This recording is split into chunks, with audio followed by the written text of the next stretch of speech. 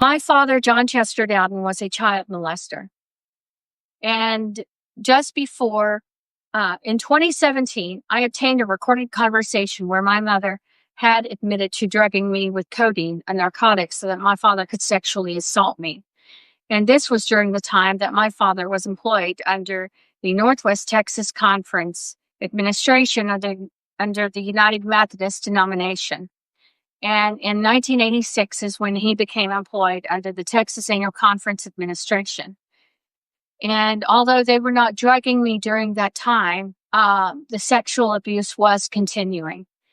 And unfortunately, I knew that something was wrong, but I just simply did not have the tools at such a young age to really comprehend what was going on and how to stop it. I met with Bishop Huey in 2010. And the only thing they wanted to do was sweep it under the rug. There are 3 clergy who've been indicted for crimes that were employed under the Texas Annual Conference administration. Those clergy were Kirby John Caldwell, who was indicted for wire fraud, and Michael Tabb, who was sentenced to 55 years in prison for brutally murdering his wife in the Methodist parsonage in Troop, Texas. The First United Methodist Church in Troop, Texas has since separated from the Texas Annual Conference and joined with the Global Methodist Conference. And Kendall Graham, who was also indicted for sexual assault of a minor, and he got her pregnant, and her name was Alicia Provost Whitfield. Harrison Fisher, who handled her case, leaked a document, and it was a letter he wrote to Bishop Huey in 2011 regarding Alicia Provost Whitfield and the facts that Kendall Graham had sexually assaulted her. And I experienced retaliation for that. Harrison Fisher had also warned me that the Texas Annual Conference would retaliate as a result of me choosing to speak out against them for the sexual assaults that I went through from my father, and their willingness to want to sweep it under the rug rather than take responsibility for the fact that they clearly have a history of employing clergy and are failing to recognize serious red flags in these clergy. Because after all, there is a common denominator between Kendall Graham, Michael Tabb, and Kirby John Caldwell. And that common denominator is the Texas Annual Conference administration of the United Methodist denomination, because all 3 of those clergy have been employed under that administration, along with my father, who was never convicted. He got away with his crime. And in 2017, I obtained a recorded conversation where my mother admitted to drugging me so that my father could sexually assault me, and she was very boastful about it. And the Texas Annual Conference was clearly not happy about that recorded conversation.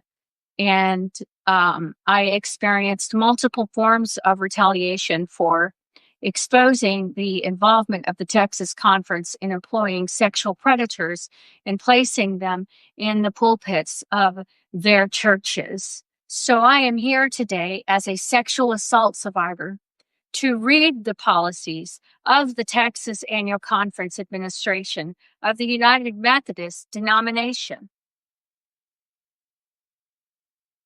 Today, I am reading the Residency Program Handbook of 2023 for candidates preparing for ordination of the Texas Annual Conference.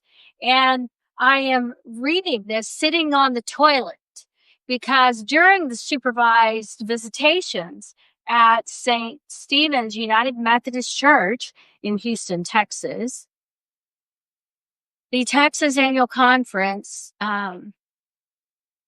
takes interest in allowing the domestic relations office to exploit parents and children in the restrooms and follow the parents to the restrooms and listen to them have a bowel movement or urinate on the toilet. So I felt that it's quite fitting to read the policies sitting on the toilet in the restroom, because I know that the Texas Annual Conference, in their own way, enjoys watching and exploiting sexual assault survivors. Okay, so I'm going to continue where I left off on page 10. A time for participants to share personal and or family needs or clergy frustrations over issues in their parishes. Such sharing needs to be done with the understanding that confidences will be honored. Breaking the confidentiality of the covenant group will completely destroy the purpose of covenanting. Out of such mutual sharing, new options may be discovered and new assurances may be found. The study of a book with the understanding that participants will read the material prior to the meeting and all members will share in the discussion and teaching, even rotating leadership, a time for Bible study, a meal together. This could be a brown bag meal or a local restaurant, depending on the time and expense needs of the group members. Breaking bread together is a great form of fellowship. Preparation for liturgical seasons of the year or other regular events in the local church, like confirmation, charge conference, or stewardship campaigns. A session that includes spouses. Such a session would provide time for considering family issues, as well as the needs and the role of the clergy spouse. This session should allow for fellowship, sharing, and caring. Possible topics for covenant groups. This is not an exhaustive list, but a possible guide for groups. Passionate worship, preaching, worship and sacraments, worship styles, extravagant generosity, financial procedures and practices, church personal apportionments, faith-forming relationships, Christian education for all ages, spiritual formation, confirmation class preparation and resources, risk-taking mission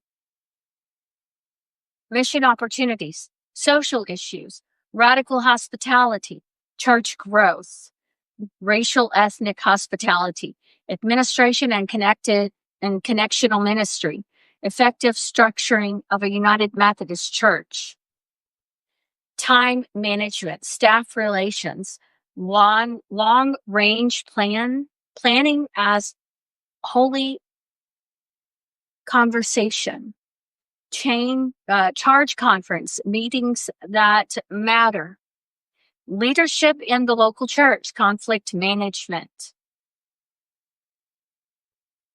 Another good one that they could work on with conflict management is actually not exploiting and retaliating against sexual assault survivors from their clergy. But, that's just me. I know that they would not be on the same page with that. Defining the clergy role in the local church, leadership styles, clergy ethics. That's another one. They definitely need to work on our clergy ethics. There's definitely a lack of clergy ethics within the Texas Annual Conference administration of the United Methodist denomination. Okay. The pastoral office, use of power and authority. Pastor-staff relations, visitation. clergy, self, family care, weddings, funerals, staff, relations and policies, crisis counseling, and resources.